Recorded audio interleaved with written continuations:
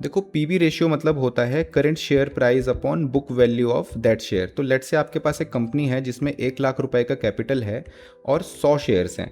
तो अगर मैं इस 1 लाख रुपए के कैपिटल को 100 शेयर से डिवाइड कर दूंगा तो मुझे मिल जाएगी एक शेयर की कीमत। ठीक है ना, ये जो एक शेयर की प्राइस है इसी को कहते हैं book value of the share. ठीक है ना। अब क्या होता है कि आपकी कंपनी को एक बहुत बड़ा ऑर्डर मिल जाता है जिस कारण से इन्वेस्टर्स आपको ज़्यादा पे करने को तैयार होते हैं। ठीक है ना, सेम शेयर के लिए। तो लेट्स से वो आपको 3,000 रुपये पे करने को तैयार हैं सेम शेयर के लिए। ठीक, ये जो बढ़ी हुई प्राइस है ना इसे कहते हैं मार्केट प्राइस, जो कि आपको चार्ट पे दिखाई देती है। तो जब मैं इस चार्ट वाली प्राइस को बुक वैल्यू से डिवाइड करता हूँ तो मुझे मिल जाता है पीबी रेशियो। बहुत सिंपल शब्दों में कहें तो पीबी रेशियो से हमें पता चलता है किसी शेयर की मार्केट में डिमांड कितनी है। ठीक है ना, जितना ज़्यादा रेशियो होगा उतनी ज़्यादा डिमांड होगी। तो अगर आईआरएफसी की बात करें तो पीबी रेशियो है 2.5, यानी कि इन्वेस्टर्स 1 रुपए की बुक वैल्यू के लिए 2.5 रुपीज़ देने को तैयार हैं। ठीक है ना। अब अगर हम आईआरएफसी के हिस्टोरिकल पीबी रेशियो ग्राफ को देखें तो ये हमें 3 फेजेस में टूटा हुआ दिखेगा: बेस केस, री rating phase and mean reversion phase.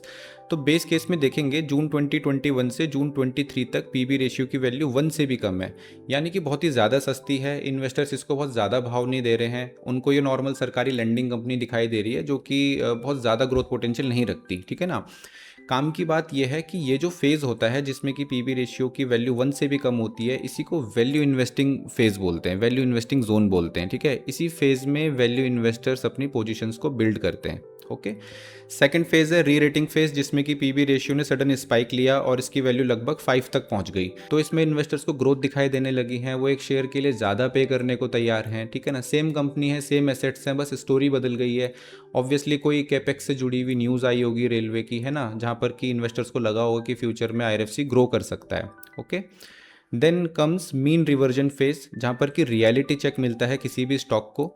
तो मीन रिवर्जन में जो स्टॉक होता है वो अपनी फेयर वैल्यू के पास आने की कोशिश करता है, और जिस कारण से वो ऊपर उठ गया था, जिस कारण से पीबी रेशियो की वैल्यू बढ़ गई थी, उस कारण की वैलिडिटी होती है। ठीक है, उसको चेक किया जाता है।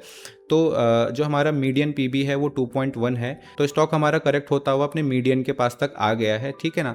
तो यहाँ पर अब एज एन इन्वेस्टर ये देखना ज़रूरी है कि इस पॉइंट पर ये जो बढ़ना शुरू हुआ था पीबी रेशियो, क्या वो वैलिड था, क्या सच में रेलवे के कैपेक्स स्ट्रांग था या वो न्यूज़ स्ट्रांग थी। ठीक है ना। तो यहाँ पर फिर हम एक रिवर्सल स्पॉट करके एंट्री ले सकते हैं।